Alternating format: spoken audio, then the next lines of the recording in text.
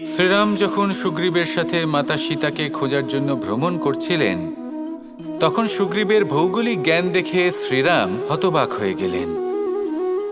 তখন সুগ্রীব বললেন যে যখন বালির হাত থেকে উনি পালাচ্ছিলেন, নিজের প্রাণ বাঁচিয়ে পালাচ্ছিলেন, উনি তখন অনেক জায়গায় গেছিলেন, কিন্তু কোথাও যেন উনি যোগ্য আশ্রয় খুঁজে পাচ্ছিলেন না।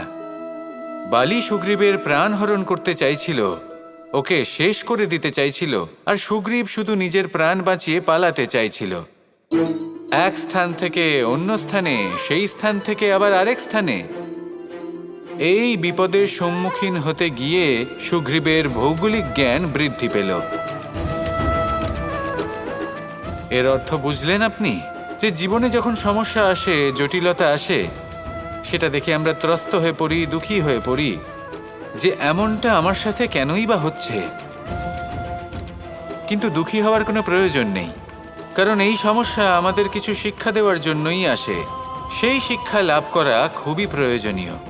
সেই শিক্ষার দিকে নিজের মনোনিবেশ করুন, সেই শিক্ষা আত্মস্থ করুন, জীবনে অগ্রসর হন, আর আমার সাথে ভালোবেসে বলুন রাধা রাধা।